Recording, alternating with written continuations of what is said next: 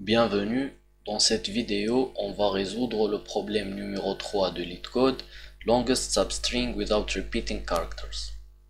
Pour ceux qui connaissent pas LeetCode, c'est une plateforme qui propose des exercices de programmation qui sont presque tous inspirés à partir des questions d'entretien des grandes entreprises américaines, Facebook, Google, etc. Ce n'est pas très connu en France, mais aux États-Unis c'est très populaire vu que ça aide dans ce genre d'entretien.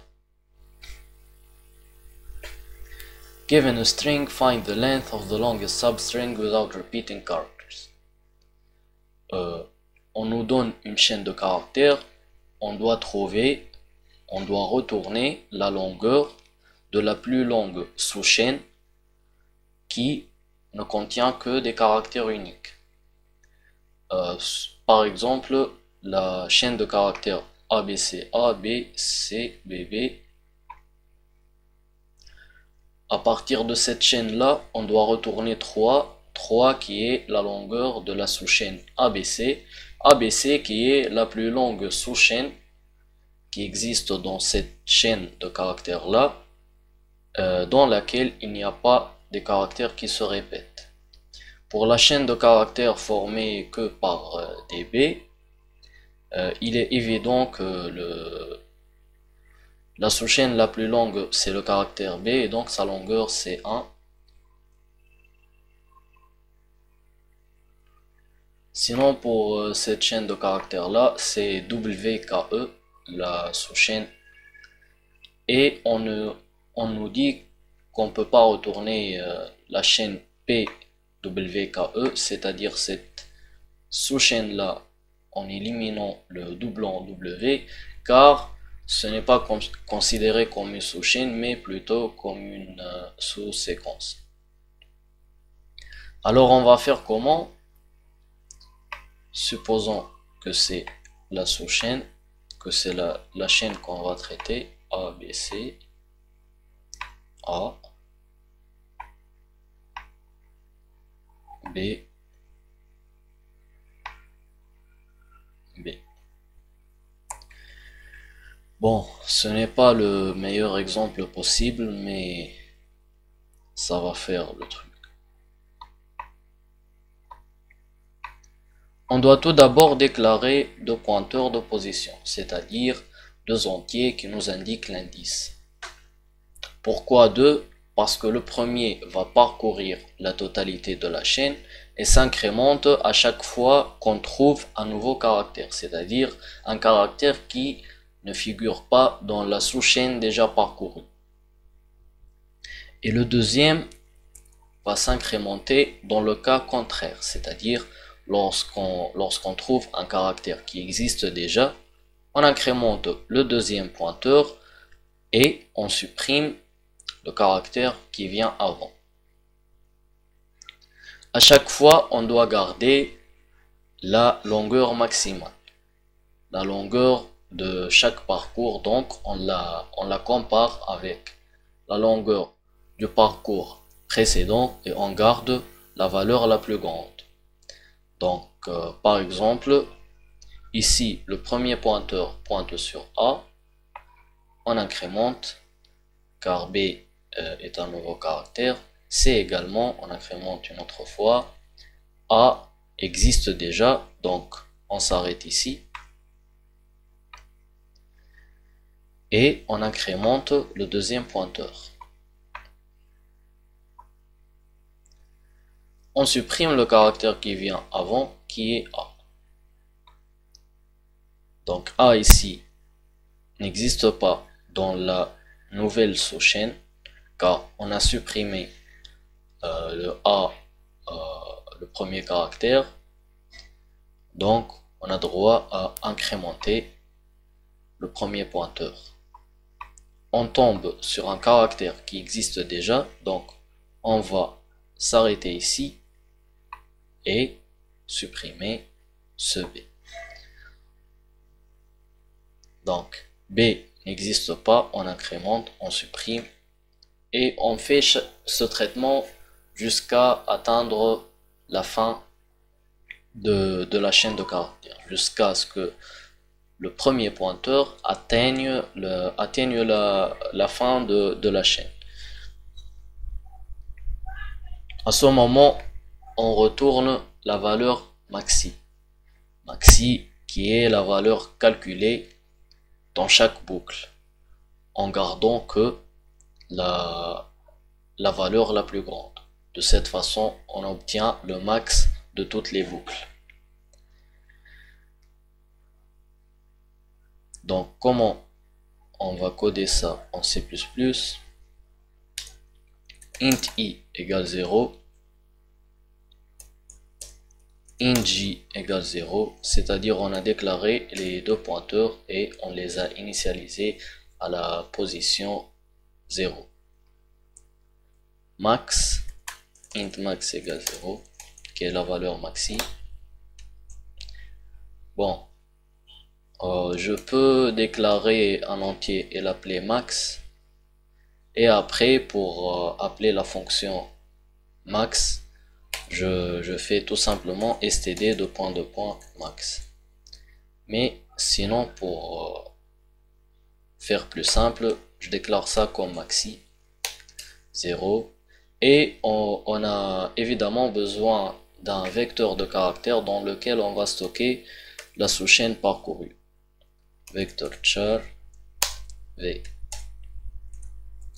while i inférieur à la longueur de la chaîne S.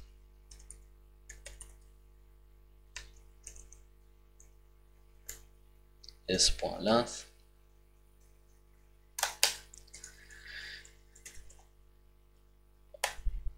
Dans cette condition, on va tester si le caractère à la position i existe dans la sous-chaîne parcourue ou non. Donc count v.begin v.end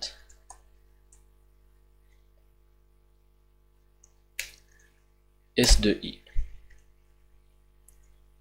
Count, une fonction prédéfinie qui va nous calculer le nombre d'occurrences. Elle doit retourner 0 pour dire que le caractère n'existe pas.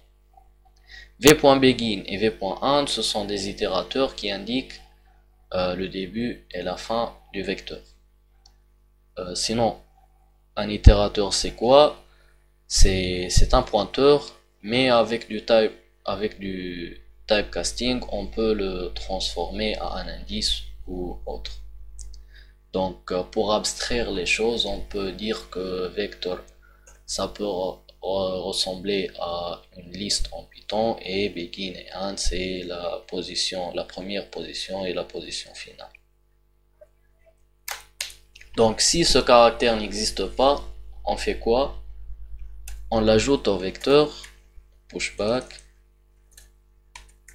Pushback, c'est juste la pinte en Python. Pourquoi je fais trop référence en Python? Car je sais que la plupart des gens qui débutent commencent par Python. Et moins de gens connaissent le C++. Donc, on ajoute le vecteur, on incrémente i, et on compare, on calcule maxi. C'est-à-dire, on compare la longueur du vecteur, la longueur de la sous-chaîne, à maxi, et on garde la valeur la plus grande, c'est-à-dire le max entre L et maxi, avec L, int L égale v.size.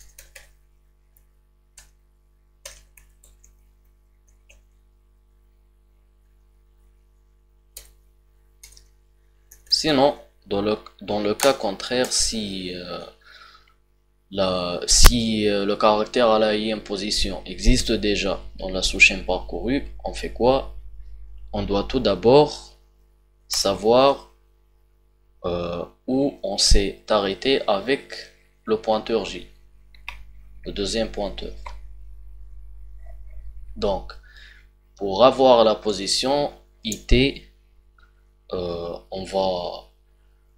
on doit trouver cet itérateur qui nous indique où existe ce caractère à la jème position dans le vecteur.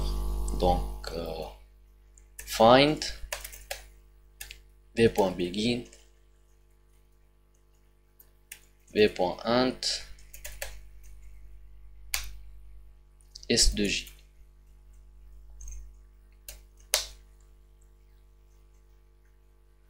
Déclare ça comme auto,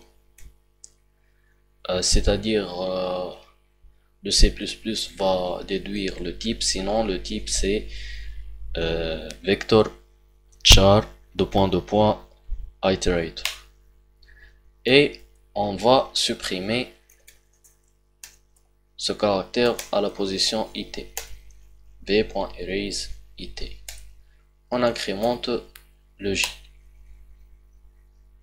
Donc dans le prochain parcours, si dans la prochaine itération, si le caractère à la ième position existe encore dans la sous-chaîne parcourue, on va tout simplement trouver l'itérateur à la position j, supprimer ce caractère là et incrémenter j jusqu'à supprimer la première occurrence de s de i. Et dans ce cas, on revient et on fait ce traitement là. Donc à la fin, on doit retourner maxi. On teste ce code là avec le test case. Le test case, c'est tout simplement l'exemple donné ici. Ça marchait. On peut, pour être plus sûr, on peut tester avec cet exemple là et le troisième exemple pour faire face à différentes situations. Car LeetCode calcule un pourcentage de nombre de codes qui marchent par rapport au nombre de soumissions. Donc avant de soumettre, il est mieux d'essayer avec tous les exemples. Mais bon, normalement ça marchera, donc je vais soumettre le code.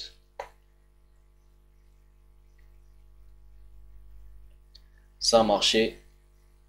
On peut améliorer notre code, mais bon, ça marche. Donc merci pour votre attention et n'hésitez pas à suivre la chaîne pour d'autres solutions de LeetCode.